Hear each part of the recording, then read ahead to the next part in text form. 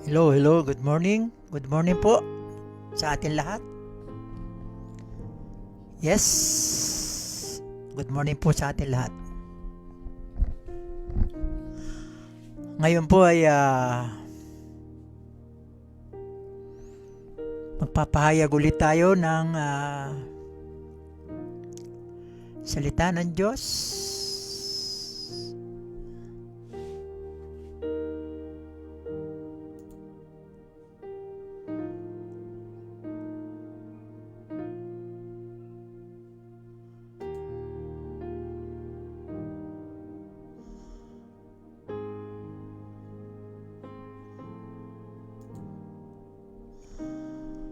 Pahayag po ulit tayo ng salita ng Diyos at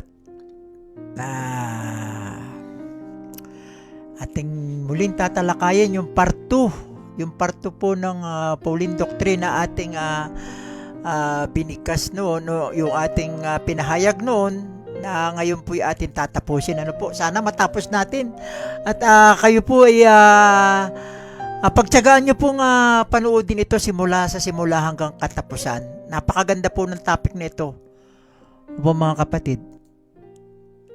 Maganda po ang mga nilalaman nito at malaki pong maitutulong nito sa inyong pamumuhay. Ang ating pong pinag-uusapan dito ay yung kaluluwa ng tao. Hindi po ito yung mga blessing, hindi yung mga healing na ganyan, na hindi yung sa mga finances, hindi po. Kasi yun malilipasan natin. Itong katawan na ito, itong katawan lupang ito iiwanan natin. At tayo magkakameron ng ibang katawan. Kaya ang ating dapat pag-isipan ay kung ano yung ating magiging katayuan doon sa langit. Ganun po. Alam ninyo, itong ano na ito, noong laki po na pag-itan kasi yung part 1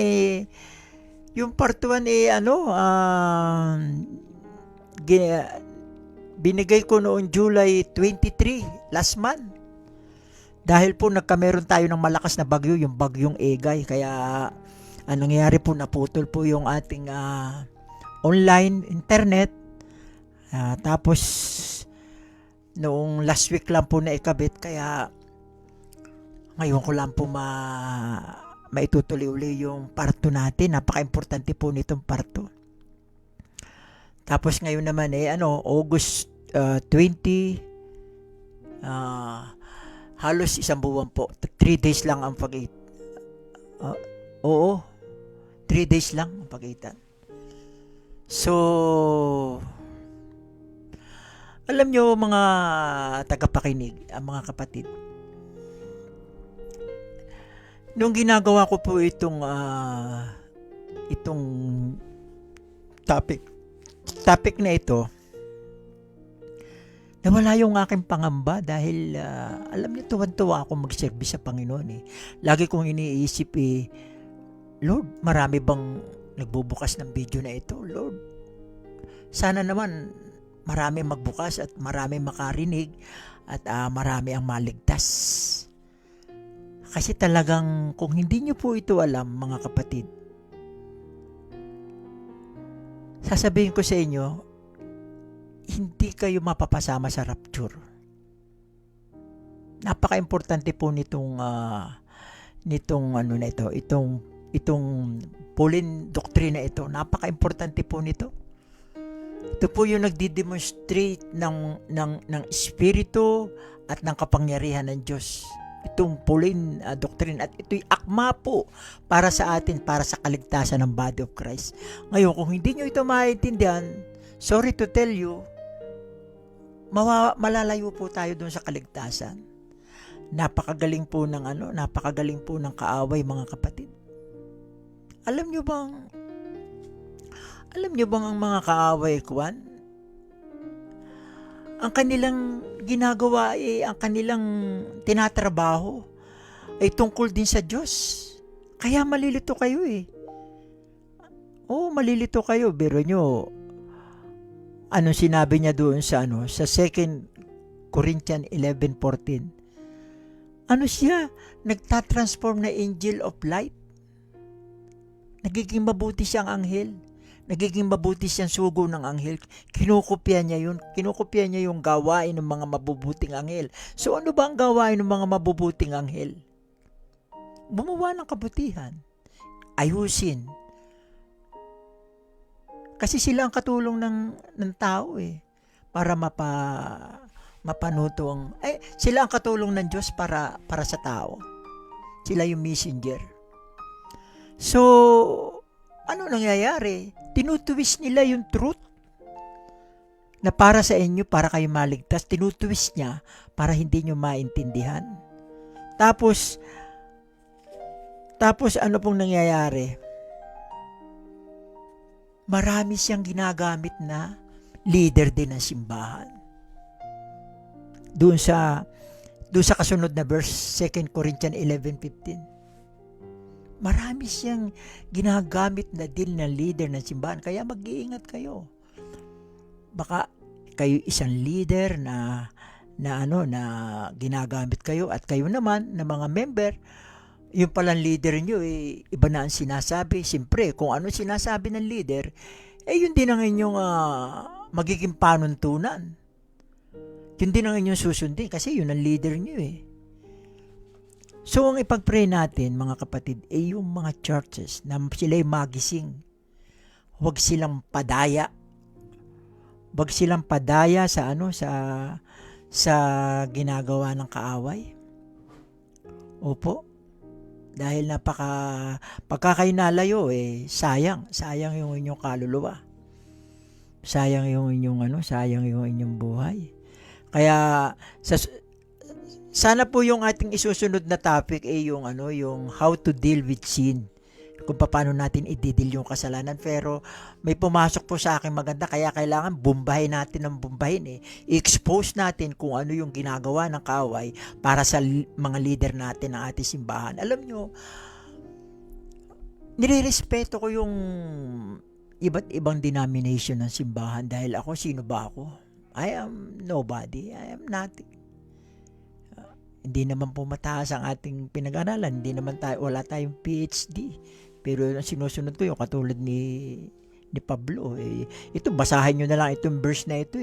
Itong 1 Corinthians 2:3-4. Doon nyo maintindihan na walang pinipili ang Diyos. Kaya matalino ka, kaya hindi ka matalino. Kung gagamitin ka ng Diyos, gagamitin ka. So, alam nyo ang isusunod ko na topic para expose natin yung mga ginagawa ni Satan. Ito, pakinggan nyo how Satan exploits our church leader. Yan po yung susunod natin topic. Instead doon sa ginagawa natin na how to deal with sin.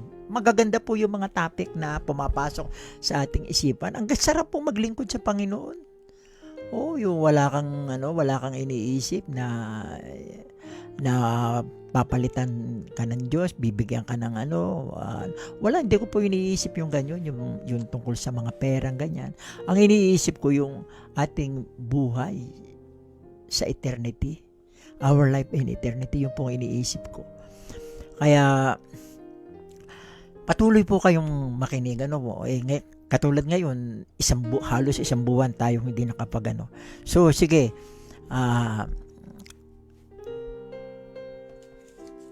at hindi palang ipagpipray ang ating bansa dahil alam nyo ba yung ating bansa ngayon?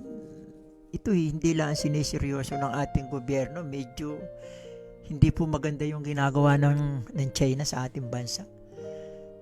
Kinakawawa na tayo. Tayo parang pinagmumukhang tanga ng bansang China. Pero wag po tayong padala dun sa emosyon dahil kung sa ibang makakarinig nito sige, laban na, ganyan. Hindi po, wag po tayong padala sa ating emosyon kasi ang emosyon natin yan ang bumubulag sa atin. Sabi nga meron ng quote akong nabasa, hindi ko lang alam kung kay Socrates o kay Plato. Sabi niya sa Tagalog, ang pinakamahirap na decision hindi yung ikaw magdidesisyon. Madali lang yung magdesisyon. Maaaring oo lang, oo hindi. Ang pinakamahirap na decision daw yung kung paano mo isasabuhay yung resulta ng iyong desisyon. Pero nyo, halimbawa, pagpipray natin ang ating ibinoto nyo man o hindi nyo ibinoto yung ating Pangulong Marcos Jr., Bongbong Marcos Jr., kung hindi nyo man siya ibinoto o ibinoto nyo man, pag-pray natin na magkameron siya ng godly wisdom. Dahil mahirap din po padalos-dalos kasi kapag nag-decide siya, o sige, laban, ano magiging senaryo? Saan tayo pupunta? Tayo mga taga-norte, pupunta pa tayo sa Mindanao. Hindi natin alam ang magiging senaryo. Kaya ang ating hingin yung tulong ng Diyos. Ang Diyos ang gagawa ng pamaraan. Ibigay natin sa Diyos yung pamamaraan at sana ay magkameron ng godly wisdom ang ating Pangulong BBM. Napakahirap po na, lalo na sa mga bata. Sige po, atin ang simulan. Basahin niyo po itong ating mga verses dito. 1 Corinthians chapter 2 verse 3 to 4. Pauline doctrine, demonstration of spirit and of power. Sige, basahin ko po ha. Babasahin ko sa Tagalog para mas malinaw. Pakinggan niyo na lang ako. At ang aking pananalita at ang aking pangangaral ay hindi sa mga salita na nakakaakit ng karunungan ng tao, kundi sa pagpapakita ng Espiritu at ng kapangyarihan. So, kanino Espiritu at kapangyarihan? Espiritu at kapangyarihan ng Diyos. Bakit? Kaya, upang ang inyong pananampalataya ay huwag manatili sa karunungan ng mga tao, kundi sa kapangyarihan ng Diyos. Naintindihan niyo pa po yan, mga kapatid? Kasi tayo mga Christian, yes, we claim ourselves as a born-again Christian. Yung iba naman, Pentecostal, yung kung ano ang denomination ka, yung iba Baptist, yung iba Methodist, Presbyterian, ganyan. Anglican, maraming iba. Pero ako, I claim myself to be a member of a body of Christ, a legitimate member of a body of Christ. Yan po ang sa akin. So, upang hindi tayo manangan doon sa katalinuhan ng tao, alam nyo ba si Pablo? Si Pablo doon sa nakaraan natin part 1, si Pablo rude magsalita. Rude siya magsalita, hindi maganda siya manalita. Yung mga ibang mga tao nagko-comment sa kanya, yung kanya mga recipient, yung kanya mga listener, sabi niya, maganda yung nilalaman ng salita pero hindi maganda yung salita. Hindi maganda yung paliwanag. So, ganun ang ibig sabihin ni Pablo. Kaya nga nawala yung aking pangamba. Baka kaunti lang ang makinig, baka kaunti lamang yung magbukas ng video na ito, kaunti lang ang manood ng video ito. Sayang naman yung pagsiservisyo ko sa Panginoon. Kakaunti pala nakakarinig. Nung una, ang mga nag-o-open po, umaabot ng 40 plus. Tuwan-tuwa ako noon. Abot ito sa Papua, abot ito sa Samoa. Tuwan-tuwa ako.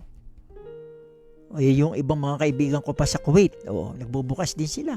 Tuwan-tuwa ako at madami. Pero ngayon, bumababa. Umaabot lang ng 18. Yung part 1, 18 lang 18 yung last. Doon ako nangangamba. Sabi ko, Lord, paano naman yung binibigay mo sa aking wisdom na isinishare ko na hindi naman nila naririnig. So, yung pala ganun.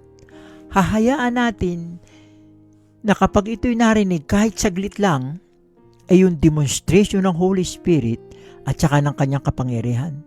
Yung kapangyarihan ng Diyos. Hayaan natin siya yung mag-steering up doon sa mind ng mga makakarinig. Hindi tayo magpapaliwanag. Si Pablo, alam niyo ba si Pablo? Paul is his former name is Saul. Saul is a student of Gamaliel. Gamaliel is a Pharisee. Saul is also a Pharisee. He convert to become Paul. He is a former Pharisee and his father also is a Pharisee. So, alam niyo ba ang Pharisee? Pharisee is eloquent in speech. Meron silang oratorial courses. Magaling sila sa orator sila yung mga Pariseo, mga Pharisees. They are all orator, magagaling magsalita. Alam nyo bang nung araw, pag nasa unahan ka ng kongregasyon, pag nagsalita ka, pag binigkas, patula, parang paawit, parang psalm, tinutula mo yung sasabihin mo, malakas. So, kailangan malakas ka magsalita, tapos attractive ka, maganda ang iyong kasautan. Kung sa panahon ngayon natin ihambing, dapat naka-coat and tie ka, o kaya naka-long sleeve with tie, naka-gel yung buhok mo. Ako, wala na akong buhok. Maganda kang lalaki, matipuno ang katawan, mataas, para kitang-kita ka sa unahan. Ganyan po ang ibig sabihin ni Pablo, hindi ka madadala ng karunungan ng tao, hindi ka mabibigyan sa karunungan ng tao, kundi doon sa demonstration ng Holy Spirit at saka nung kanyang kapangyarihan ng salita. Yun po ang ibig sabihin ni Pablo. So naiintindihan na natin yan, yung verse na yan. Upang ang inyong pananampalataya ay huwag manatili sa karunungan ng mga tao, kundi sa kapangyarihan ng Diyos. So kahit ano ka pa man, at naramdaman mong ikaw hinihila ng Panginoon para magdala ng kanyang mensahe, magpagamit ka sa Diyos. Lalo-lalo na kung tama ang iyong doktrina. Yan ang importante sa lahat, dahil mayroong mga magagaling na mga leader, pero pagdating sa doktrina, wala. So kawawa yung mga member, hindi nila nadadala doon sa tama. At yan ang trabaho ni Satan, lituhin ang tao. Lituhin ang tao, gumagamit din siya ng salita ng Diyos para matwist yung kaisipan ng mga tao doon sa truth, doon sa katotohanan ng gustong sabihin ng Diyos. O sige. Yan. Demonstration of the Spirit and of power. Yan po. In my speech and my preaching was not with enticing words of man's wisdom, but in demonstration of the Spirit and of power. Yan o. Not taught by human wisdom, but by the Holy Spirit. Yan o. And we are setting these truths forth in words, not taught by human wisdom, but taught by the Holy Spirit, combining and interpreting spiritual truths. Ang nag-i-interpret na yung spiritual yung spiritual truths with spiritual language. Ako pagka kayo nasanay na sa akin, makita nyo lang yung mukha ko, parang naiintindihan nyo na yung spiritual language, na yung nasa sa isip ko, na pumapasok na rin sa isip nyo pag bihasang-bihasa na kayo.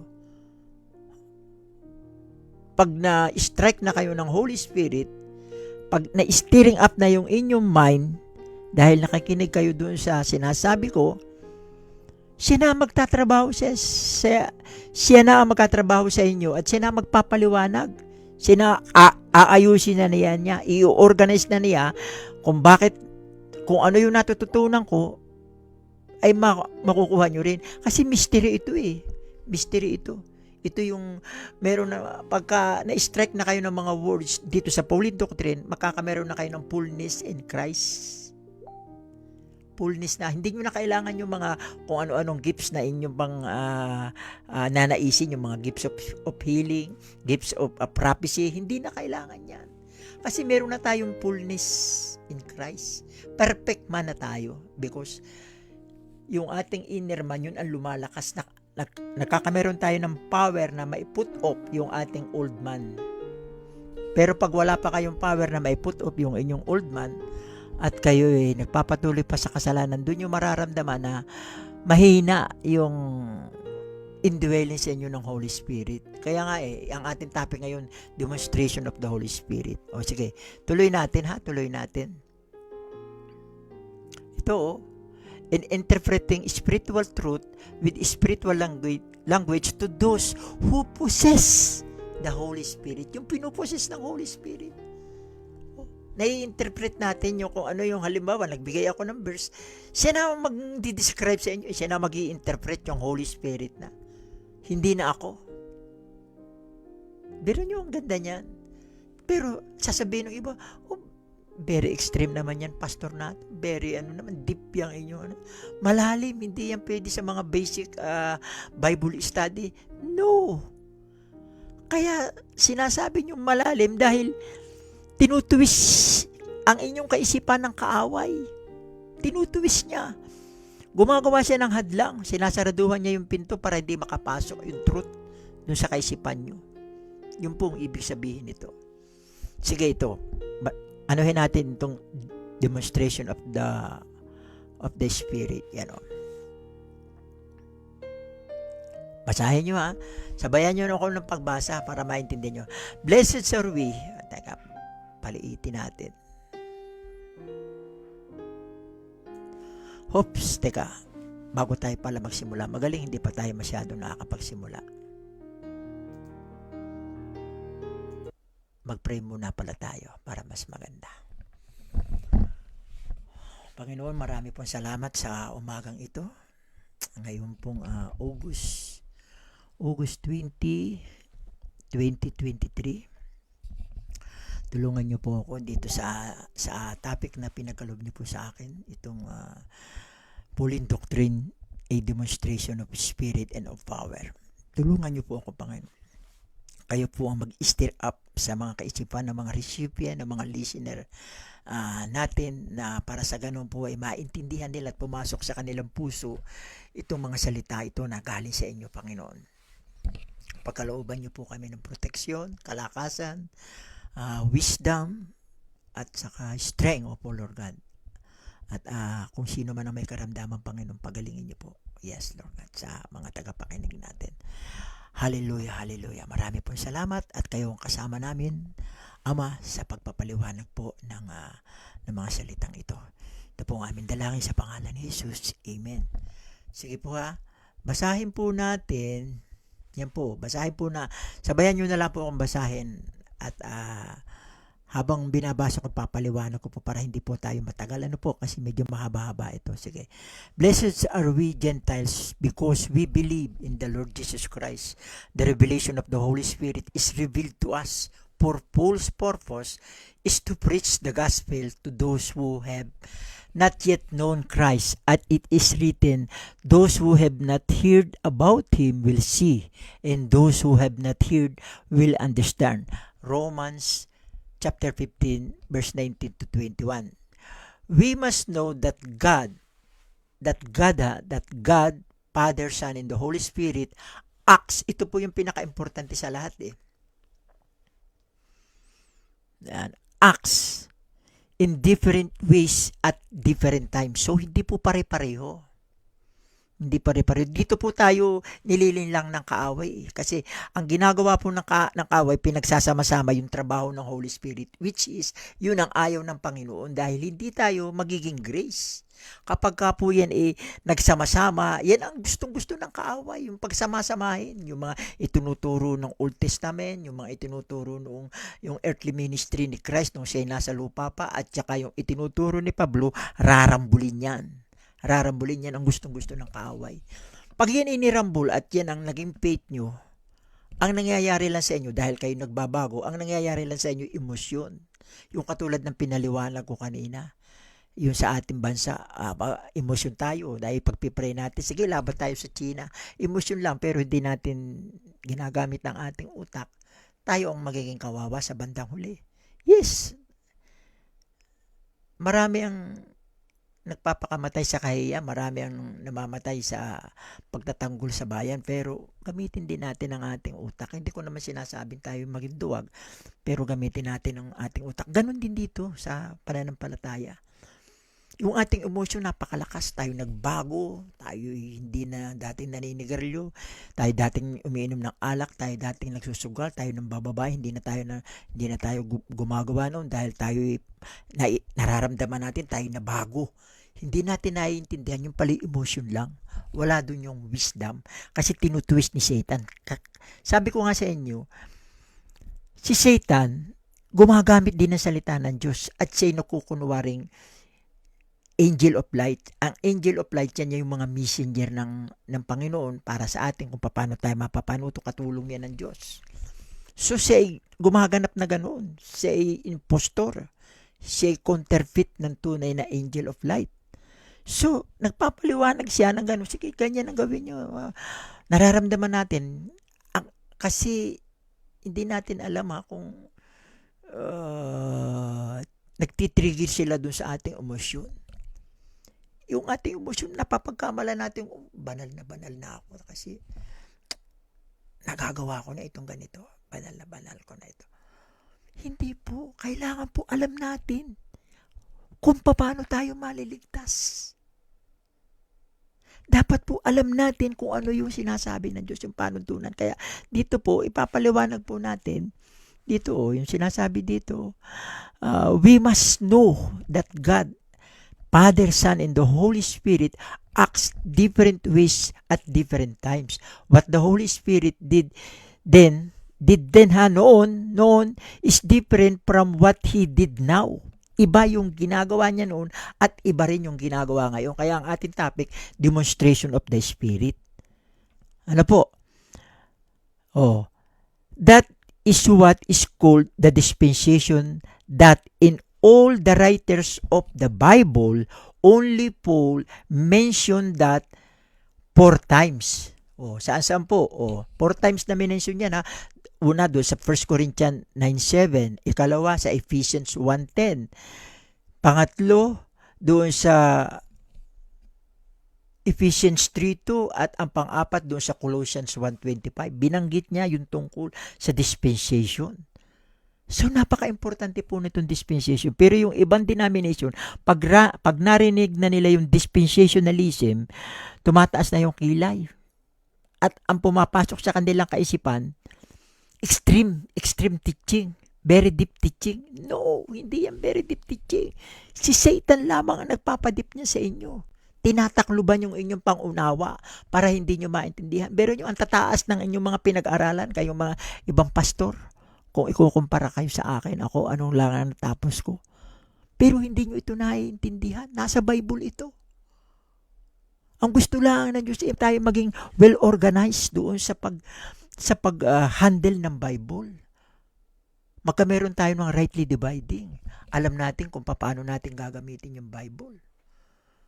Pipiliin natin sino ba ang kausap dito ng Diyos. Israel ba o body of Christ? Yun lang naman Israel, tayo ba Israel? We are not belong to the Jewish people, so we are not Israel, we are Gentiles. And Gentiles are subject to the body of Christ. Subject po tayo under the body of Christ. Hindi tayo subject doon sa Israel dahil hindi tayo Israel. Yung ibang mga denomination, yung nakikita ko nagpo-post pa sa Facebook. Tuwan-tuwa si Satan Ang iniintay nila yung pagliligtas na Israel. Paano kayo maliligtas? Hindi naman kayo Israel, kayo mga hintil. Hindi naman kayo converted. Na-convert na ba kayo na Israel? Meron ba kayong Jewish blood? O kaya ay nakapangasawa kayo na Israel? O kaya na-convert na kayo na isang Israel para sa kanila religion? Doon ba kayo naninirahan? Ginagampanan nyo ba yung mga batas ng Israel para sa kanilang religion? Hindi. Ang inyong sinusunod ay yung batas ng Pilipinas. So paano magiging kayo maliligtas doon sa pagliligtas sa Israel? Very far.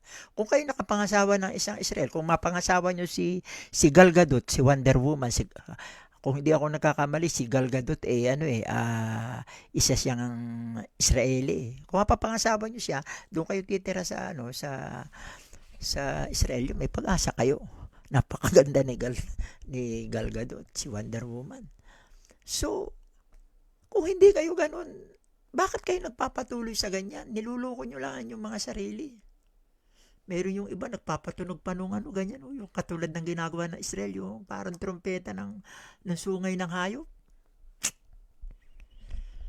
Ito, linaw-linaw na dito na nga yung ating pathway, ito yung ating patnubay para sa ating kaligtasan as a body of Christ. Tapos i-claim yun din na kayo body of Christ. Di, labo-labo na yan, rumble na yan. So, sige po, ituloy natin. Nadadala rin ako. Pero nirerespeto ko kayo.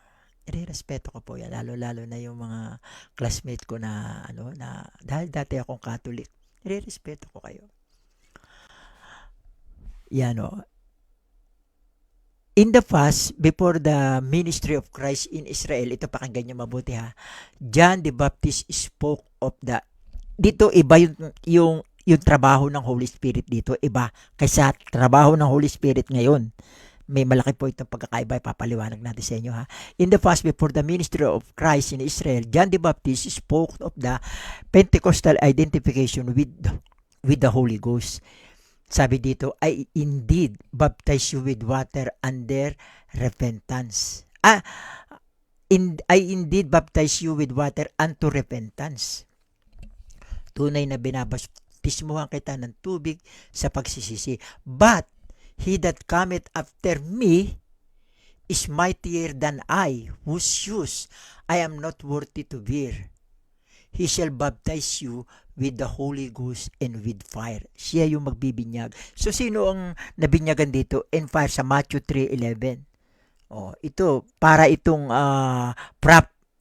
prophesy ni John the Baptist.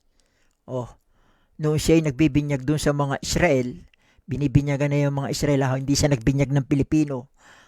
Nakatulad ng ginagawa natin ngayon, hanggang ngayon nagbibinyag pa tayo ng tubig kasi ang ginagamit dito tubig. Sa atin iba ang binyag. Meron tayong 12 kinds of baptism para sa inyong impormasyon. Kaya lang ang popular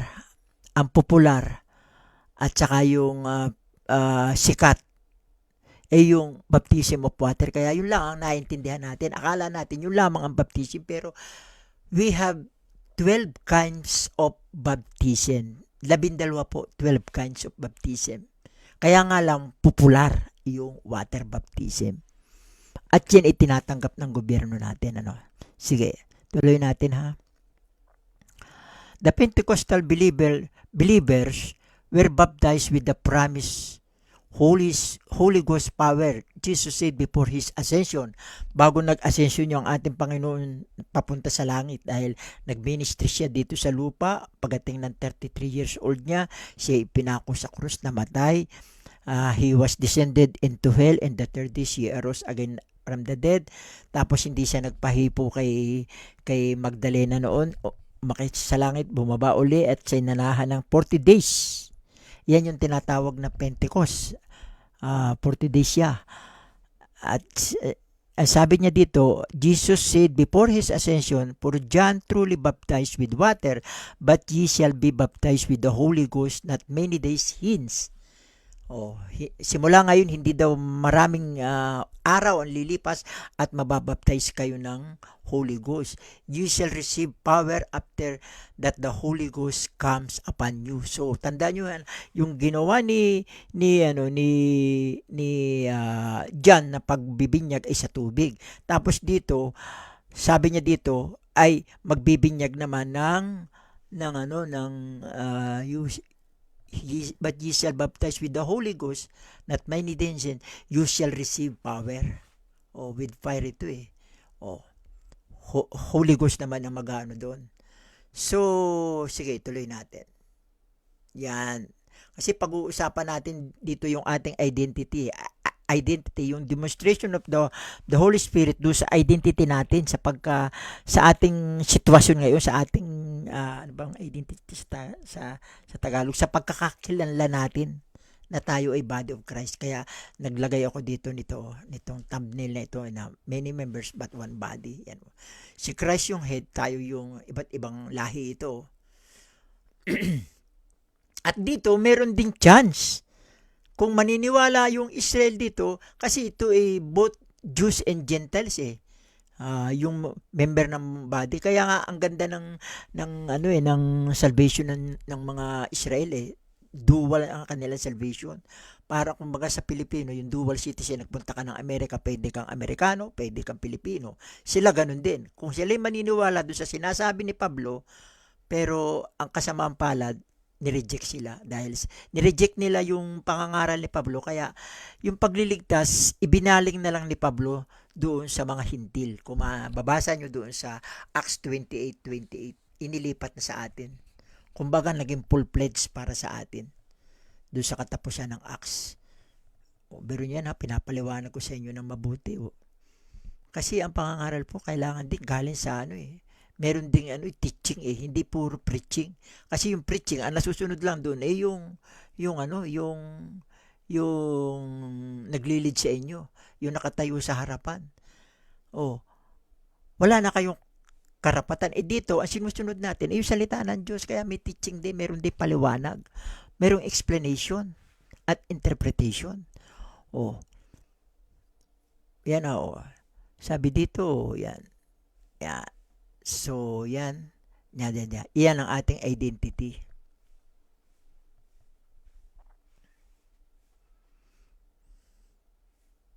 Yan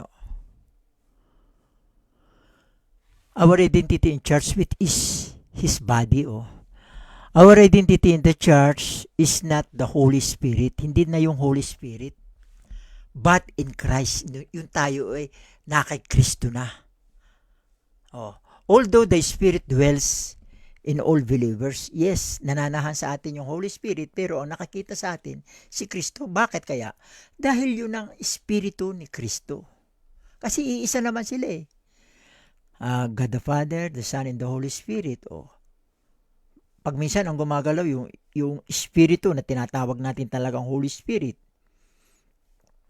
Meron namang Espiritu ni Kristo. Iisa lahat sila. Hindi marami ang Diyos, iisa ang Diyos. Kaya yun, dapat naniniwala din kayo sa Trinity. Ano po? Yan Sa 1 Corinthians 3:16, sabi dito, tayo yung temple of God. So, bakit tayo gagawa ng kasalanan? Kung tayo yung temple of God, nag-i-indwell sa atin yung Holy Spirit. Tapos sa Ephesians 1:13, sabi dito, pagkatapos nating marinig ang katotohanan, naniwala tayo yung pagkamatay ni Kristo, yung kanyang death, burial, and resurrection, yung kanyang pagkabuhay, pinaniwalaan natin at itinago natin, ikinip natin, pinamumuhay natin, na-strike tayo noon on the same time, on the same hour, or on the same time na yun nangyari sa buhay mo, you were sealed by the Holy Spirit. Silyado ka na ng Holy Spirit. Ito. You were sealed by the Holy Spirit. Yan But with Christ Himself. Bakit?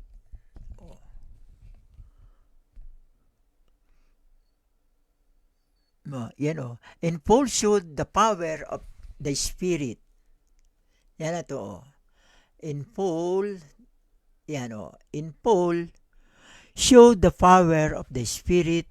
We are not identified with the Holy Spirit today, but with Christ Himself. Bakit daw? Bakit? Yun ang Sa 1 Corinthians 12:13, sabi dito, says, we are baptized into one body. Tayo ay nabautismohan sa isang katawan. So, nakakita sa atin si Kristo. Sa katawan tayo ni Kristo, tayo member ng body of Christ. Kaya yun ang sinabi ko sa inyo kanina. Hindi ako member ng denomination, but I am member of the body of Christ. Yung iba alam nila yung body of Christ, pero they are proud. Mas proud sila sabihin, ay, ako ay Roman Catholic. Ako ay Baptist. Ako ay EOG, Assembly of God. Ako ay Presbyterian. Ako ay Methodist. Ako ay Protestant. Ako ay Anglican. Ganyan. Hindi po ganun. Nawawala na yung essence ng ating pagiging body of Christ. Kung maaari nga lang, wala na yung ganung mga salita, body of Christ na lang sabihin natin. Pero natatabunan yun. Yun ang gustong-gusto ni Satan. Satan is working about that. Yan ang tinatrabaho ni Satan. Sige, mas maging proud kayo na kayo ganito ang denomination nyo. Itago nyo yung wag nyo nang alahanin yung body of Christ. Pero alam natin yung body of Christ. Nakikita natin, nababasa natin sa Bible, pero natatakpan dahil yun. Ganyan ang ginagawa ni Satan.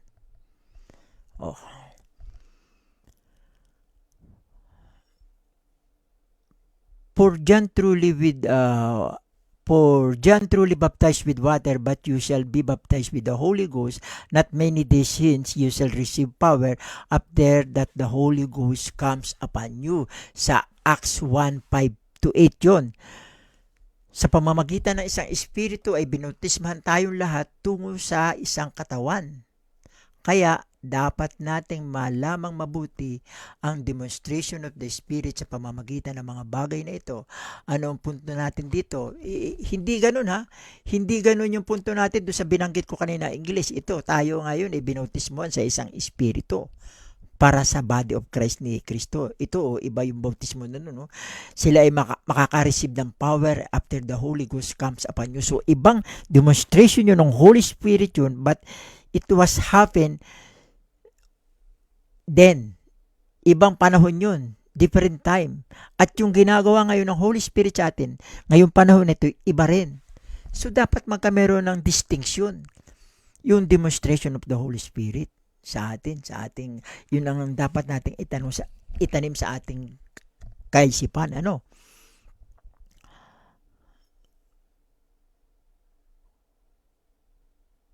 Kaya dapat malamang mabuti ang demonstration of the Spirit sa pamamagitan ng mga bagay na ito. Ano ang punto natin dito mga kapatid? Nawawala yung simplicity na dapat ay na kay Kristo. Nawawala po Opo. Nawawala yun Dahil, yes, kiniklaim natin, ay mahal ko si Jesus Christ. Paano natin mamahalin si Jesus Christ kung hindi naman natin iniintindi kung ano yung tinuturo niya sa pamamagitan ng Holy Spirit? Sapagkat dinideny natin pag minsan yung old teachings ni Paul, ang kinukuha lang natin yung gusto natin sa teaching ni Paul, hindi natin kinukuha lahat. Kaya nga dito sinabi ko, Pauline doctrine ay demonstration of the Spirit and of power. Kasi doon lamang sa mga sulat ni Pablo, merong ganito.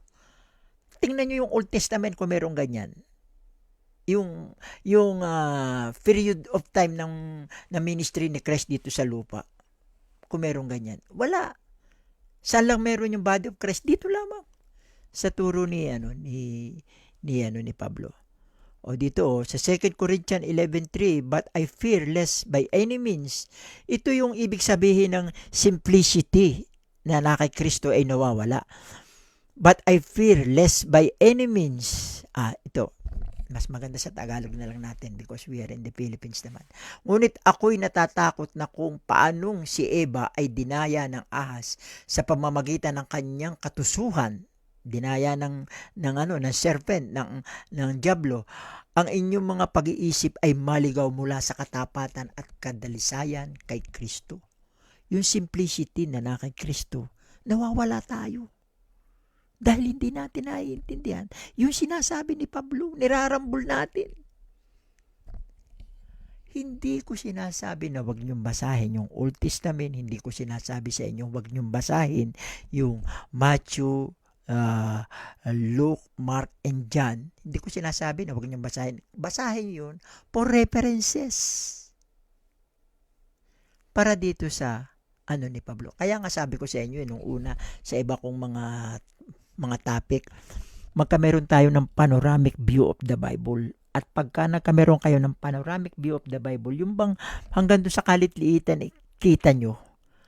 Alam nyo kung paano nyo ito ititreat itong Pauline doctrine. Kasi simula doon sa Genesis, basahin nyo yung Revelation, tapos tumigil kayo doon sa Pauline doctrine. Kasi alam nyo, the two important division of the Bible, sabi nung iba ay yung Old Testament and New Testament. Pero doon sa atin na nakakaunawa ng body of Christ, the two major important division of the Bible is prophecy and mystery. Yung mystery sa atin, yung prophecy sa kanila, prophecy sa Israel. Dalawa lamang ang tinutukoy ditong recipient Israel at saka Gentiles. Israel, Gentiles. Huwag niyo kakalimutan. Dapat lagi kayong may boundary. Israel, Gentiles. Yung kaligtasan ng Israel, hindi natin kaligtasan. Unless lang na magpa-convert tayo na Israel.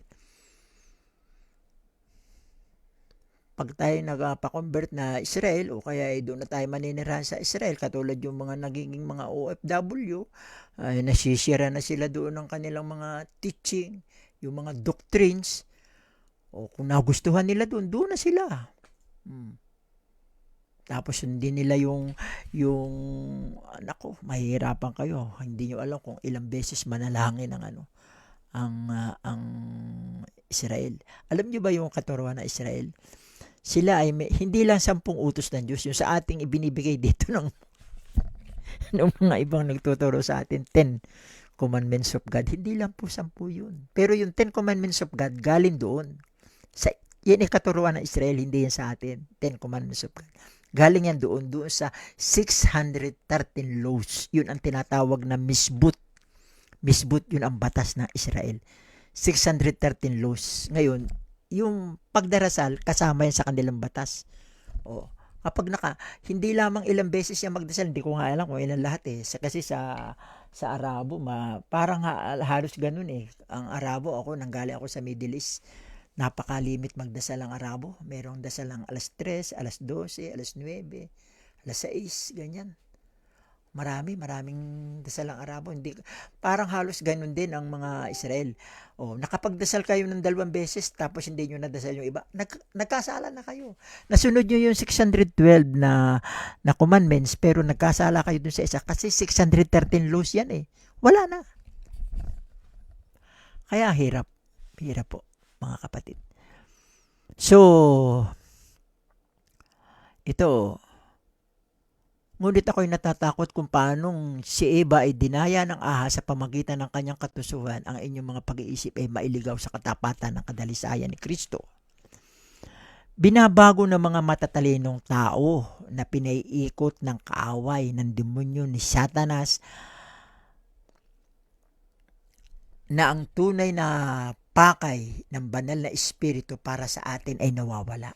Yung demonstration of the Holy Spirit ay nawawala dahil ng kaaway. Dahil yung kaaway na yan, gumagamit sila ng tao at yung mga matatalinong tao na yan, napapaikot tayo. Kaya kakaawa yung mga member na napapaikot. Kaya napakalaki ng responsibilidad ng pananagutan ng mga leader na hindi nila naiintindihan ang ganitong katuruan. Opo, yan sinasabi ko po sa inyo ng tahasan. Gusto ko nga may mag-comment sa akin kung paano ko sila pero hindi ako makikipagdebate. Kasi ako nadadala ng ko dahil dakdak tayo ng dakdak dito, hindi naman nila naiintindihan. Ang masakit nga nito ultimong yung mga anak ko hilaw pa rin sa ganitong katuruan. Although na naririnig na nila, hilaw pa rin sila. Gusto ko silang maligtas at that is my prayer every day, every morning. Na magising ako, yan ang prayer ko na sana isang umaga buksan sila ng Diyos ang kanilang kaisipan at sila maligtas dahil napakasakit. Pagka hindi kayo napasama sa rapture, yung 7 years na tribulation na mangyayari sa atin, ako, 2 ang papatay doon. Isang demonyo at saka isang Diyos. Papatayin ng Diyos yung mga sumusunod kay Satan dyan Napakatindi. Meron mo dyan 3 bahagi lang ng lupa ang matitira. Kukulog, kikidlat, babaksak yung mga malalaking yelo. Magtatagutom ng husto. Mawawala ng tubig. Babaksak ang mga bituin. Kung yan man metaphor, figure of speech, kung ano man ang kahulugan yan, nakakagimbal po. Nasa Revelation po yan. Gugustuhin niyo pa ba yun? Kaya tayo nagpapakahirap na rito. Nagpapagamit na ako sa Diyos para ipaliwanag ito, maintindihan nyo nito. At gusto ko kayong magising. At gusto ko kayong mailayo doon sa panliling lang ni Satanas. Ito, binabago nila Napapaikot tayo. Ito, sige, pagpatuloy po natin. That is our identity has been changed within the body of Christ. Ephesians 1:20-23. We are called new creatures and the workmanship of God. Alam nyo doon sa mga ibang denomination, alam din nila ito eh. Oo. Lagi din nilang sinasabi ito, we are new creatures. Yeah. Yung mga na kay Kristo, sila ay bagong nilalang. Tapos doon sa Ephesians 2:10, binabanggit din nila yung by grace you are saved. Alam din nila yan. Pero champurado, yun naalala ko yung sinabi ni Pastor Jerome, champurado at saka halo-halo. Na hindi po yun makakakuha ng sustansya na para sa body of Christ, hindi po.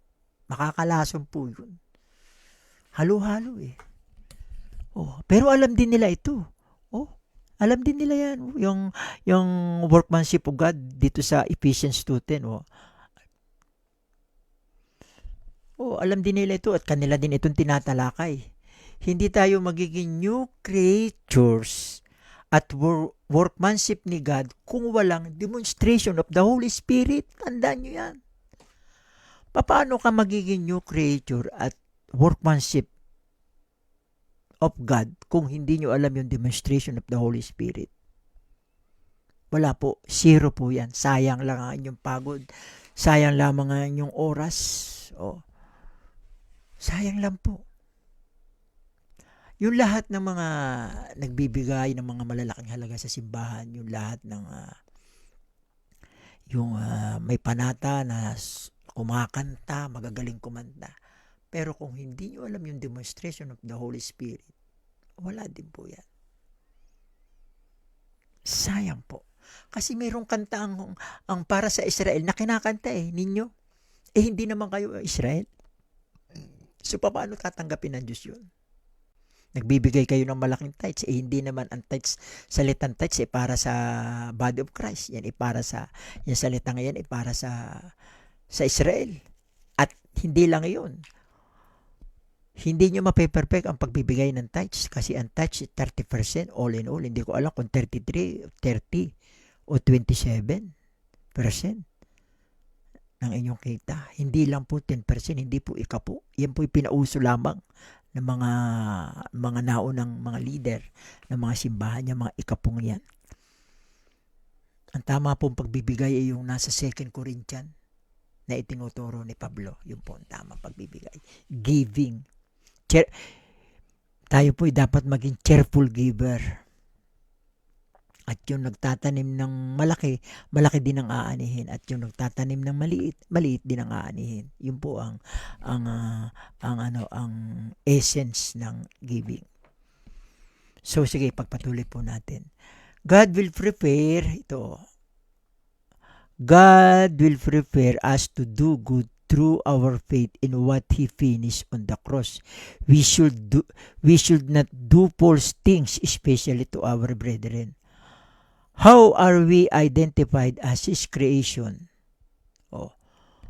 Paano nga tayo ma-identify na sa kanyang creation kung tayo hindi gumagawa na mabuti? We are destined to do righteousness since the world began. Nakaplano na tayo doon na pagdating ng araw na maunawaan natin ito, gagawa na tayo ng mabuti. Hindi na tayo susunod sa batas, pero tayo gumagawa ng mabuti because we walk on the Spirit of God. Galatians 5:16.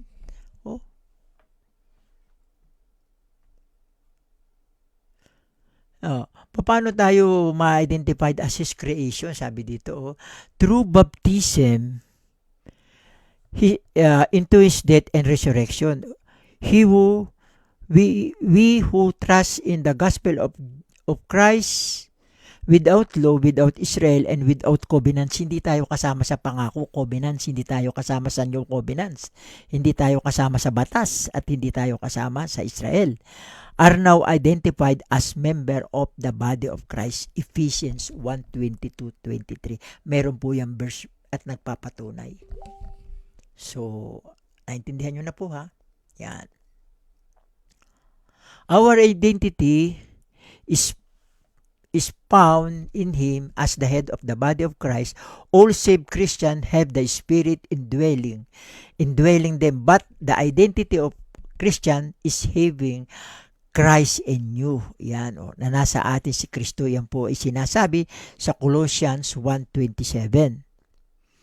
Pentecostal believers, ito yun naman yung pagkakaiba tungkol naman sa Pentecostal believers. Tayo ay body of Christ believers. Tayo yung new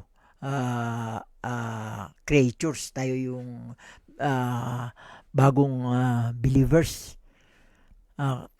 Alam niyo yung ibig sabihin ng ng body of Christ believers? Mas una pa po ito dito sa mga Baptist, Pentecostal, Catholic. Mas una pa po yan. Kaya lang natabunan. Ayaw yung malaman ng ng kaaway eh. Kasi kailan ba nagsimula yan? Yung body of Christ teaching na yan ni Pablo. 47 AD. Tingnan nyo, i-research nyo kung kailan nagsimula yung Catholic, yung mga Baptist na yan. Kailan lang yan nagsimula? Mas una yung body of Christ. Kaya lang, sa ibang nakakaunawa dahil hindi sila pamilyar sa salita ng Diyos, akala nila, bagong religion itong sinasabi ni pastor na to. Hindi nila alam na ito'y luma na ito. Matanda pa ito sa kanilang denomination. Ito, basahin natin itong Pentecostal believers Ang mga mananampalataya ng Pentecostal ay kailangang makilala sa banal na Espiritu at sa kanyang kapangyarihan na ipangaral ang ebanghelyo ng kaharian. So iba ang ipinapangaral ng Pentecostal believer ay yung gospel of the kingdom of God. Samantalang tayo ay gospel of the grace of God. So malaking pagkakaiba po. Kaya pinapaliwanag natin dito ng maayos. At hiwalay ang kanilang sarili mula sa hindi naniniwalang Israel, ipinadala sa kanila ni Kristo ang banal na Espiritu mula sa langit. Alam nyo ba ito? Ito papaliwanag ko sa inyo na maayos Itong paragraph na ito. Simula dito hanggang dito. Ito ay nangyari nang si Kristo ay dumating sa lupa, nangangaral siya, tapos hanggang sa kanyang pagkamatay. Pero wala pa doon yung body of Christ, hindi pa tinatawag si Pablo. Yung banal na espiritu dito, ang dinidemonstrate niya dito ay yung ipapadalang espiritu mula sa langit ng mga kapanahunan na yun, na kailangan paniwalaan nila yung sinasabi ni Kristo. Hindi kaya ito kontra doon sa Judaism. Yun naman Judaism, ibang espiritu rin yun, dahil yun yung mga batas na itinuro ni Moises. Iba ang galawan din doon ng espiritu. So, nagkakatalo dito, yung panahon ng mga turo ni Moises, iba na, nung dumating si Kristo, na-upgrade na, kumbaga. Na-upgrade na. Nung dumating si Kristo hanggang siya namatay, bagong kamamatay ni Kristo, upgraded na rin yung turo. Wag nyo nang sundin yung mga itinuturo ni Moises dahil yung mga batas na yan, hindi nyo naman na perfect. So, ganito na lang gawin nyo. Be repent and be baptized. Kasama na rin yung kay John the Baptist. Repent. Yun ang kanyang doktrina, yung repent and baptism. Pero meron pa rin, sumusunod pa rin sila dun sa ilang batas na itinuro ni Moses. Under the law pa rin sila. Pero noong nawala na si John the Baptist, iba na rin. Ang na-upgrade na naman. Holy Spirit naman, nagbigay naman ng power ang Holy Spirit doon sa Pentecostal time.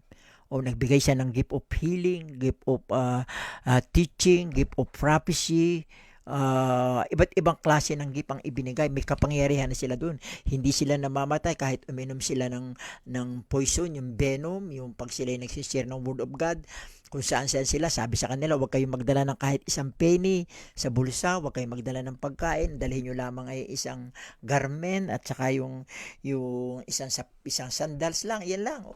Bahala na sa inyo yung Holy Spirit, i-guide na kayo ng Holy Spirit. Yun ang trabaho, yun ang demonstrate doon ng Holy Spirit ng mga panahon na yun. Pero nung si Kristo'y umakyat na sa langit, tinawag na si Pablo, na-upgrade na naman ang teaching. Kasi sabi niya, siguro, hindi ko alam ang nasa isip ng Panginoon, matitigas ang ulo nitong mga Israel na ito, ayaw nilang sumunod sa akin.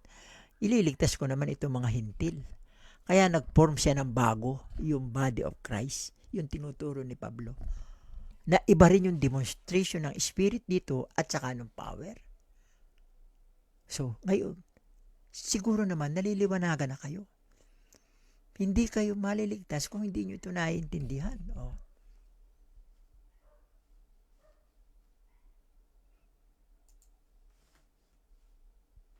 So, ang pinag-uusapan dito sa paragraph na ito ay mga Israel. Wala po dyan Gentiles. Wala tayo dyan.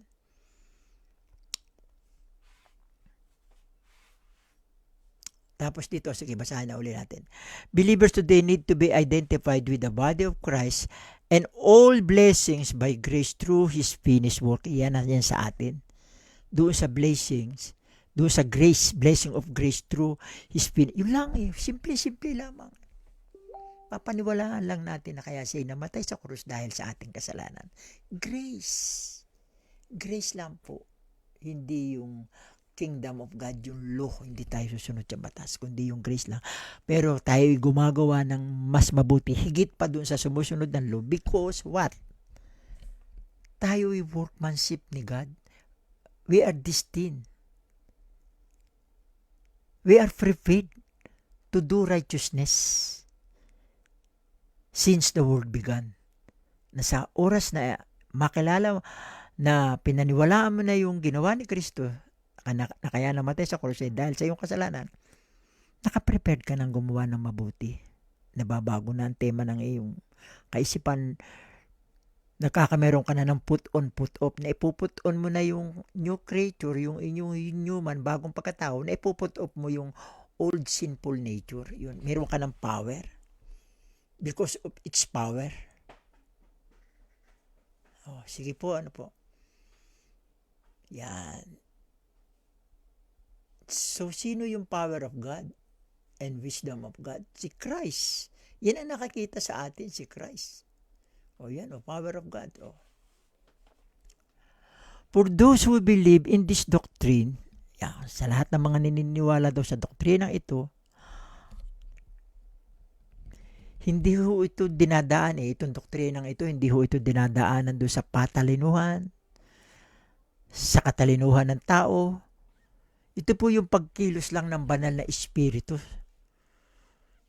sa inyong pagkatao para maunawaan ano ba talaga ang Pauline doctrine sa buhay ninyo. Ano ba ang kaugnayan nito sa buhay ninyo? Kaya kung hindi ninyo pa ito naiintindihan, mga kapatid, ito po please, kung hindi nyo pa ito naiintindihan mabuti, lumuhod po kayo at magdasal. Hingin sa Diyos na ipaunawa sa inyo ito ng mabuti. Christ Himself is the power and wisdom of God. 1 Corinthians 1:24. Ito yung mystery of hindi pa pala ito pa. It is the power of God given to the body of Christ, for when we read Paul's gospel, meron akong ebidensya dito. Romans 2:16, we may understand His knowledge in the mystery of Christ. Ephesians 3:4. Ano ba yung mystery ni Christ na sinasabi? Sabi ni Pablo, habang binabasa mo itong mga sulat kong ito, mauunawaan mo kung ano ang nasa isipan ko. Nasa isipan ni Pablo, doon ibinigay ng Diyos yung mystery ni Kristo. Kung paano tayo iniligtas. So, maiintindihan din natin. Ano yung mystery of Christ na ito, yung sinasabi dito? Yan, mystery of Christ. May mga bagay na, alam nyo, pag sinabing mystery ng God, doon sa Old Testament, sabi ganito, sa Deuteronomy 29:29, may mga bagay na alam ng Diyos na hindi natin alam. Tinatawag silang mga lihim na bagay ng Diyos. Marahil ay narinig nyo na ito dito sa Deuteronomy 29:29, na inilalarawan ng tao na ang Diyos ay gumagawa sa pamamagitan ng misteryosong pamamaraan. Iyon ay dahil ang Diyos lamang ang nakakaunawa sa lahat ng misteryo ng sangsanikob, paglikha ng panahon at layunin ng tao. Pero dito sa atin, anong ginawa ni Kristo? ibinigay niya yung mystery kay Pablo na ipinapahayag ngayon ni Pablo. Ano ito? Ito mga lahat ng itong mga sinusulat ni Pablo na verse na binabasa natin, ito'y commandments of the Lord. Ito'y utos din ng Diyos. Baka sasabihin nyo, ay, yun naman mga yan, hindi sumusunod sa utos ng Diyos. Basahin nyo yung 1 Corinthians 14:37. Ito'y utos ng Diyos, mga kapatid. Yan o. The most important mystery in the Bible is the mystery of Christ revealed to Paul to Gentiles, which is said to fulfill the Word of God. Kaya kapag naintindihan nyo na itong lahat ng mga sinasabi ni Pablo, pag yan ay naintindihan nyo mga kapatid, meron na kayong fullness in Christ. Hindi nyo na kailangan yung yung mga, kaya nga na-phase out na kaya nga nag-fade away na yung mga ibang gifts, yung gifts of healing, wala na yan ngayon. Gifts of tongues, speaking in tongues. Naku, yung iba gumagamit pa ng speaking in tongues. Tapos maling-mali pa. Doon sa tunay na speaking of tongues, maling-mali pa. Yung mga parang abracadabra. Naku, wag po kayong magpa-practice ng ganun. Hindi po yun. Baka kayo magamit ng kaaway doon, mga kapatid. Ang tunay pong speaking in tongues, halimbawa, tayo nasa Pilipinas, tayo magmi-mission doon ito yung ibig sabihin ng tunay na speaking in tongues. Pero ngayon wala na ito na-abolish na ito, na-phase out na. Hindi na ito pagkatapos ng Acts doon sa chapter 28, wala na po ito, na-fade out na ito, na-fade away na ito. Pero ipapaliwanag ko sa inyo kung anong ibig sabihin ng tunay na speaking in tongues na pinapractice sa Bible. Ganito po. Halimbawa, tayo po ay nasa Pilipinas, nung unang panahon ito. Halimbawa, noon uso pa yung speaking in tongues.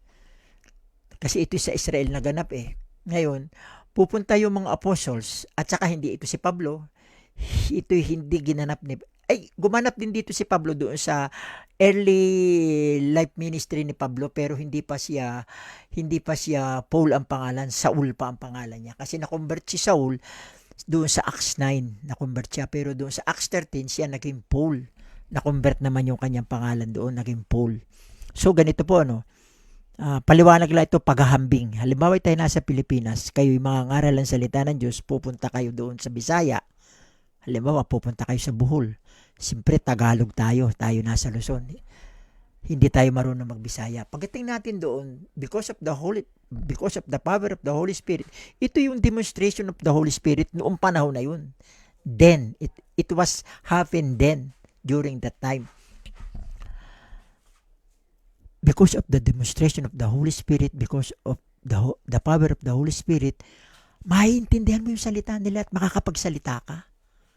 O makakapagsalita ka ng Bisaya, makakapagsalita ka ng Waray, makakapagsalita ka ng kung ano-ano.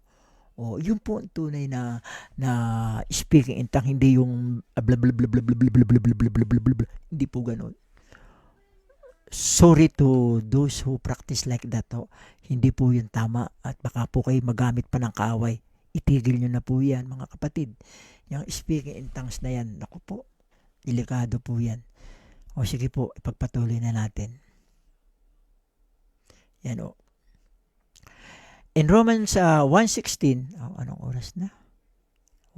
Sige, pasbasa na natin. In Romans 1:16, Paul boldly declared that he was not ashamed of the gospel. Why? This is the power of God for the salvation of every believer. Because this is the power of God. Bakit mo ikahiya ang salita ng Diyos? Wag natin ikahiya. Kahit anong kaya nga po ako, kahit di ako maganda magpaliwanag, hindi maganda magsalita, pautal-utal, hindi ko kinahiya. Patuloy ako nagbibideo ng ganito para may makapagbukas at baka pamaya may hipuin ng Diyos, maintindihan yung sinasabi ko, mapapasama sila sa maliligtas, di po ba? In the gospel, the righteousness of God is revealed. God declares human beings to be righteous in His eyes because of their faith. Dahil doon sa ating pananampalataya, kaya tayo magiging mabuti sa harapan ng Diyos. Kaya tayo nakakagawa ng mabuti dahil din doon sa ating pananampalataya kay Kristo. Because we want to walk with the Holy Spirit of God. walk in the Spirit, lumalakad tayo sa Espiritu, hindi doon sa laman. Opo. Kaya tayo nakakagawa ng ganyan. Ano po? God declares human beings to be righteous in His eyes because of the faith. You can do nothing here. There has to be a change through your faith in Christian and not because of your work. So, tayo inabago hindi dahil doon sa ating pagsunod sa batas, tayo magpapatay, tayo magkukomit ng adultery, hindi dahil doon sa pagsunod ng gano'n, kundi kaya tayo ay naging mabuti sa harapan ng Diyos. Tayo ay nanampalataya kay Kristo. Pag ikaw ay nanampalataya kay Kristo, package deal na yun, kasama na yun. Gagawa ka na ng mabuti doon. Hindi ka magiging masama. Kahiyaya naman. Kung ikaw ay na kay Kristo tapos gagawa ka ng kasalanan, lulukuhin mo yung iyong kapwa Kristiyano. O, mangguguyo ka. Yun po ang hindi maganda dito. Nangangako ka tapos hindi mo matutupad. Di magaling pa, huwag ka na mangako. Sabihin mo na totoo. Sorry kapatid talagang hindi ko kaya. Ganun lang. Sabihin natin yung katotohanan. Bakit pa tayo maglilihim? Lalo tayo mababaon yan. Hindi tayo magiging workmanship ni God. Hindi lang po doon sa pagtuturo ng doktrina ng Gospel of the Grace, kundi doon din po sa paggawa ng mabuti. Yun po ang tinatawag na workmanship. Yun po ay kasama na, package na po yun. Pagtuturo ng maayos, yung rightly dividing at saka yung righteousness doon sa buhay mo. Kung paano mo maipapractice yung righteousness. For us, the body of Christ, the teaching of the preaching of the cross is the power of God. 1 Corinthians 1:18. And remember, carefully the preaching of the gospel would be vain without the preaching of the cross. Kahit paano pong tayo mangaral ng salita ng Diyos, kung wala po doon yung preaching of the cross, wala din pong saysay. Wala. Mapupunta din po sa wala, in vain. It was put in vain. Without the preaching of the cross, 1 Corinthians 15:14. We must not be carried away by the wisdom of men, 1 Corinthians 1:24, that they preach from their own ideas. Yung iba nagpipreach na their own ideas. Pag minsan nga wala na yung essence ng cross. Ang naroon na lang puro blessing. Puro prosperity. Healing. Hindi masama yung ganun, pero kailangan ito yung main topic, yung salvation from the cross. Yun po, dapat ganun lang po. The enemy attack our doctrine, and we need stability with integrity in serving God, because we know that what we standing for is a revelation of God's power as Paul shared it. Let just continue 1 Corinthians 6:7, and basahin nyo na lang po yan. And we should not be ashamed of giving this testimony. We must be partakers of the affliction of the gospel according to the power of God. 2 Timothy chapter 1 verse 8. Yan po. So, yan po. Tapos na po tayo. Natalakay na natin yung demonstration of the Spirit. Tapos, natalakay na rin natin itong power of God. So, tayo tapos na po. So, dumako na po tayo sa ating conclusion. Ano po? Yan po ang ating conclusion. Basahin po natin yung ating conclusion. Therefore, if you continue to believe that there is mixed teaching, including Paul's epistle, but there is no rightly dividing, papaliwanag ko sa inyo itong rightly divided pagkatapos nitong basahin or dispensationalism, how will you deal with the passages from Paul, Galatians 1:8-9 at saka yung Galatians 2:4-5, kung tayo ay mixed teaching, kung sama-sama yung Old Testament kay Paul doon sa teaching noong Matthew, Mark at Luke and John, kung pagkasama-samahin na natin yan,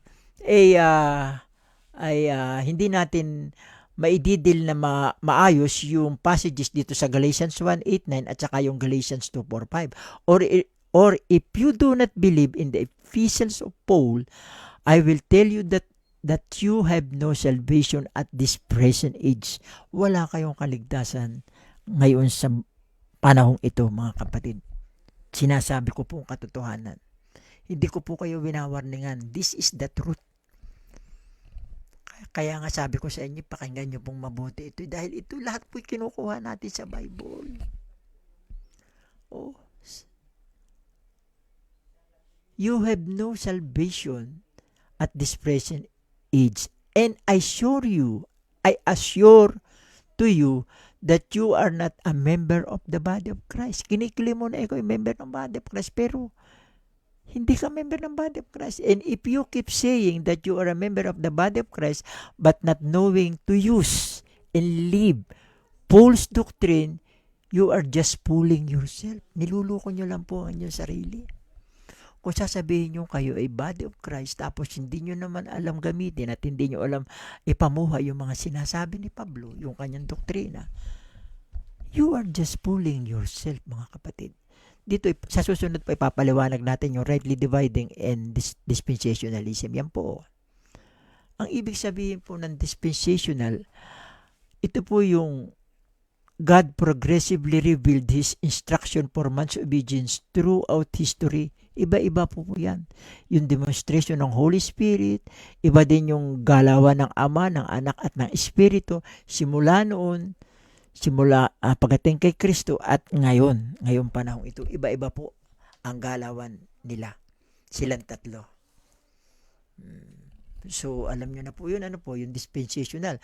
Ito namang right division of the scripture discerns between God's prophetic purpose and His mystery purpose.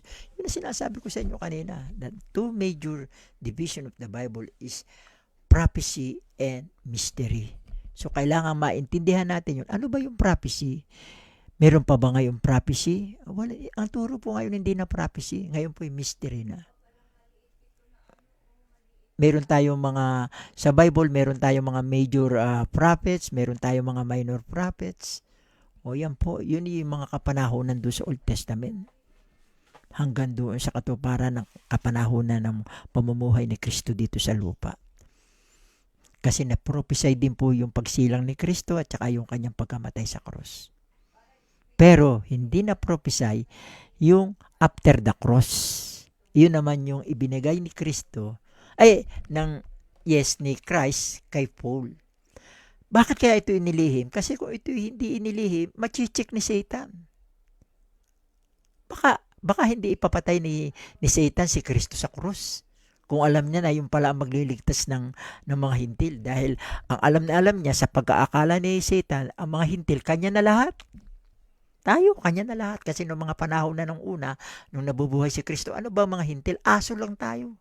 Sa paningin ng mga Israel, meron discrimination. They are the chosen people, the high priest, yung mga Israel. So wala tayong karapatan na magkameron ng kaligtasan noong mga panahon niya. Kawawa ang ating mga ninunong, mga hintil. Yung mga unang panahon, yung mga unang Pilipino, mga unang Inchik, yung mga unang Amerikano, mga unang Hapon, mga unang Indonesian, wala, kakawa sila. Lahat ng mga taong hindi Israel, Hudyo, kakaawa sila. They have no salvation. Basahin niyo po yung Ephesians chapter 2 verse 11-12. Basahin niyo po yan. I-take note niyo. Naroon, wala tayong kaligtasan nun. Hindi ako nagsasabi, Bible ang nagsasabi po. So, yan o.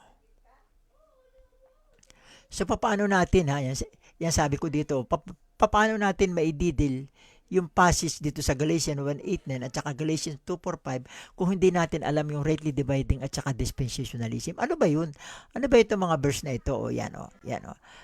Galatians 1:8-9 at saka Galatians 2:4-5. Babasahin natin ha. Sabi dito, basahin nyo at babasahin ko sa Tagalog. Dadapwat bagaman kami o isang anghel mula sa langit ay nangaral sa inyo ng anumang ebanghelyo na iba sa aming ipinapangaral sa inyo, ay sumpain siya. Gaya ng aming sinabi nung una, ay sinasabi ko muli ngayon, inulit niya doon sa 9, sa verse 9. Kung ang sino man ay mangaral sa inyo ng anumang ebanghelyo na iba na sa inyong tinanggap ay sumpain siya. So, pakasumpain. So, paano mo ito maintindihan kung hindi mo alam yung dispensationalism at saka yung rightly dividing? Hindi nyo ito maintindihan. O ito pa, yung sa second paragraph, in that because of false brethren and unawares, at dahil sa mga bulaang kapatid na nakapasok na hindi nalalaman sa ating samahan, yun nakakapasok ng mga ibang kapatid na nagiging member na nagsipasok ng lihim upang tiktikan ang ating kalayaan na mayroon tayo kay Kristo Jesus upang tayo'y madala nila sa pagkaalipin. Hindi natin sila bibigyan ng lugar na masakop tayo kahit isang oras upang ang katotohanan ng ebanghelyo ay manatili sa inyo. So kaya I am very sorry kapag ako ini-invite na marami akong mga kaibigan sa iba't ibang denomination. Kaya sabi ko sa inyo, inirerespeto ko mga iba't ibang denomination. Pag ako ini-invite, hindi po ako napunta. Pag wala ako sa pag hindi po ako pag hindi ako nasa kondisyon, hindi po ako napunta. Kaya lang ako napunta po pag talagang hiyang-hiya na ako, napunta po ako. Pinakikita ko sa kanila kung paano ko sila pinapakasamahan. Pero ang katotohanan po yan ang dahilan kung bakit ako hindi napunta. Kahit isang oras, huwag kayong mananatili doon sa kanilang turo na yun. Huwag niyong papakinggan yun dahil baka yung truth ng gospel, para yung truth ng gospel ay mag-continue sa inyo. Kung makakarinig na naman kayo ng ibang pangaral, hindi yun mananatili sa inyo. Malalason. Ang galing ni Satan. Kasi tama din naman yung tinuturo nila. Kaya nga sila nakikipagtalo. Bakit? Ang tinuturo ba namin mali? Ay galing din ito sa Bible. Yun ang kanilang punto. Tama rin. Pero hindi nila alam na nagagamit sila ni Satan. Kaya mayroong verse na 2 Corinthians 11:15. May mga minister si Satan. Kasi si Satan yung nagtatransform as angel of light, tapos meron siya mga minister, yung following verse. So, naintindihan nyo na yan Ito yung dispensation of time. Iba-iba po ang nangyari. Kaya iba-iba rin ang doktrina ng panahon na yun nung kapanahon na ni Adan at Eva iba. Dispensation of innocent. Dito sila pinalayas na sa Garden of Eden dispensation of conscience. Nung kapanahon na ni Noah dispensation of human government. Yung kapanahon na ni Abraham, dispensation of promise. Yung kapanahon na ni Moses, law. Itong law na ito hanggang dito. Yung law na ito hanggang sa panganganak kay Kristo. Sakop din si Kristo ng law, under the law. Si Kristo under din na law Pero pagdating dito pagkatapos ng kanyang pagkamatay, grace na yan. Dito na tayo. Iba na yan, doktrina dyan. Iba't ibang doktrina. At sa darating pang panahon, pagkatapos natin, makakameron pa ng tribulation bago magkameron ng kingdom age, 1,000 years of millennial kingdom. Yan So, naintindihan Ang ibig sabihin ng dispensation a progressive revelation of God's plans and purpose for man. Iba. Yan po. Dispensation of time. So, yan. Pagpatuloy natin yung ating conclusions.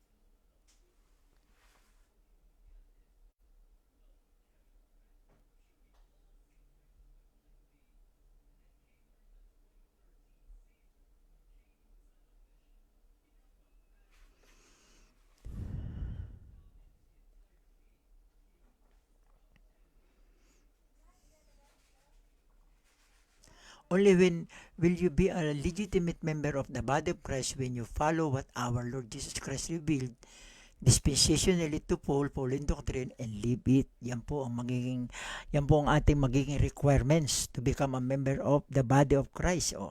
Kailangang masunod natin yung revelasyon ng ating Panginoong Jesucristo kay Pablo, yung dispensationally.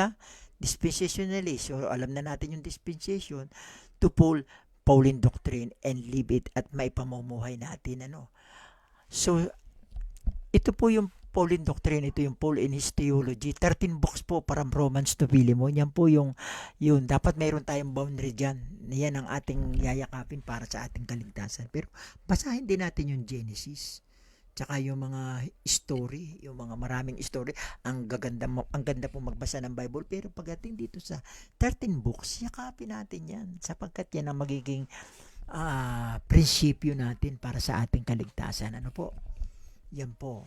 Napakasimple lang naman po yan. Mahirap lang yung pamumuhay, yung may pamuhay natin, oh. And live it, and after that you feel that you are doing good, but not by obeying the law, but by your faith in Christ, by walking according to His Spirit. Galatians 5:16-12. Yan, oh. So ano ba yung walk in the Spirit? Oh, yan, oh. Walk in the Spirit, oh.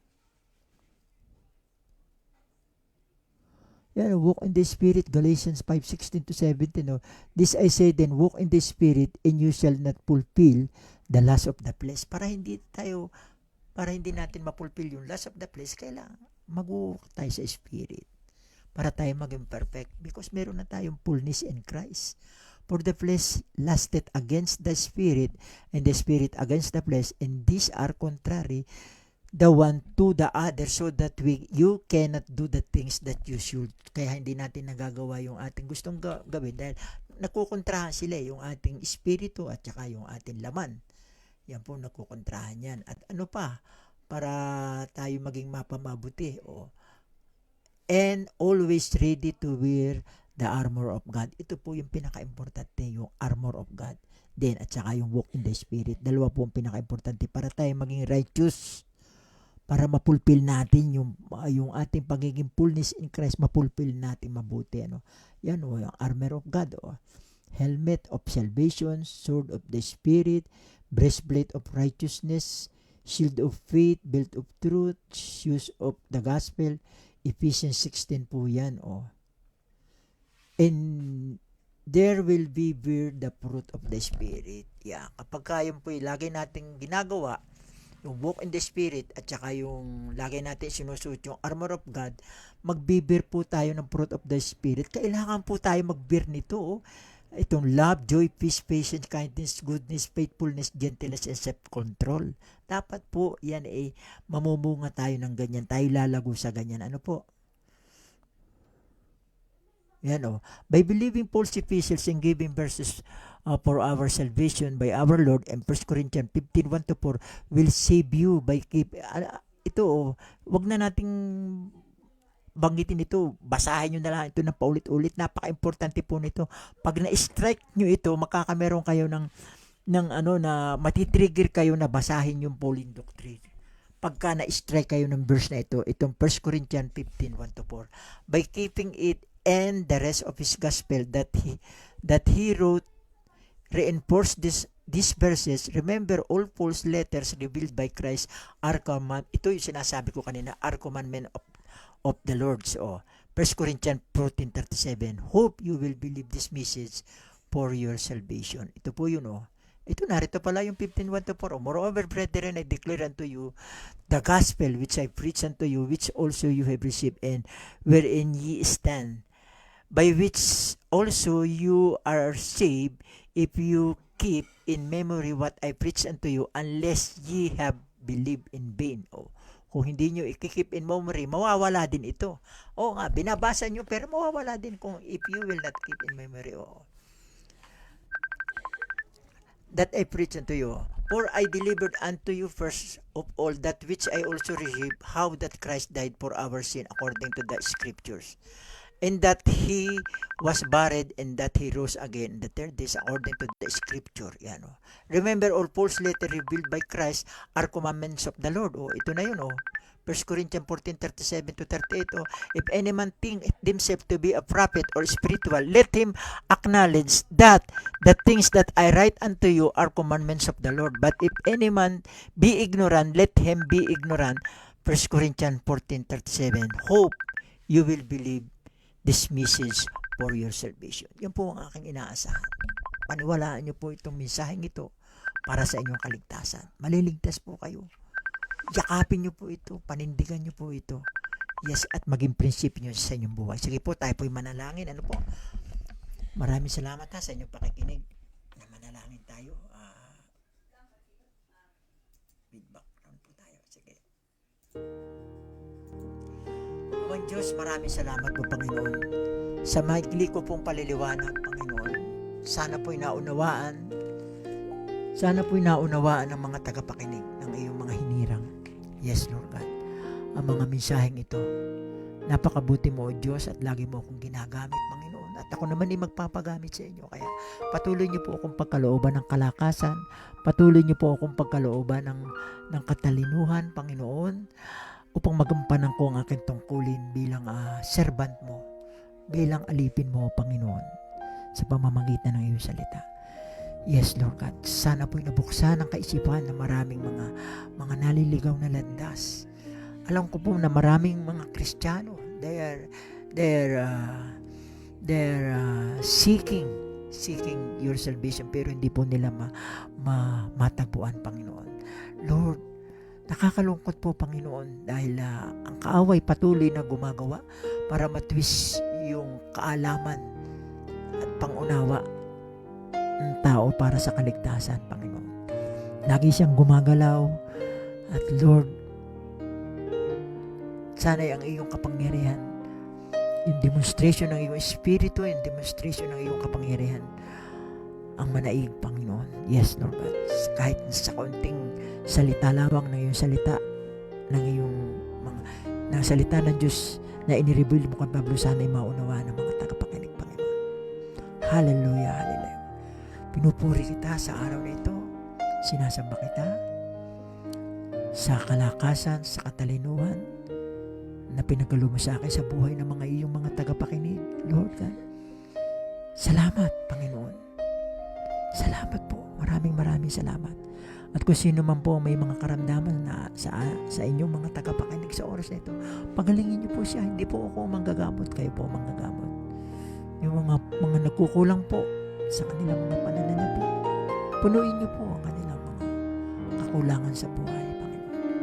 May spiritual na karamdaman, pagalingin niyo po, Panginoon. Physical na karamdaman, pagalingin niyo po, Panginoon. At maraming salamat sapagkat lagi kang kumikilos. Lord, nawa yan lahat ayan ang aking panalangin. Lahat ng magbubukas ng video na ito, Panginoon, at makikinig sa mga salitang ito, Panginoon, nawa po isama mo na ligtas sa rapture of all Lord God. Maraming salamat, Panginoon. Ito po ang aking dalangin sa pangalan ni Jesus. Lahat ay magsabi ng Amen, Amen.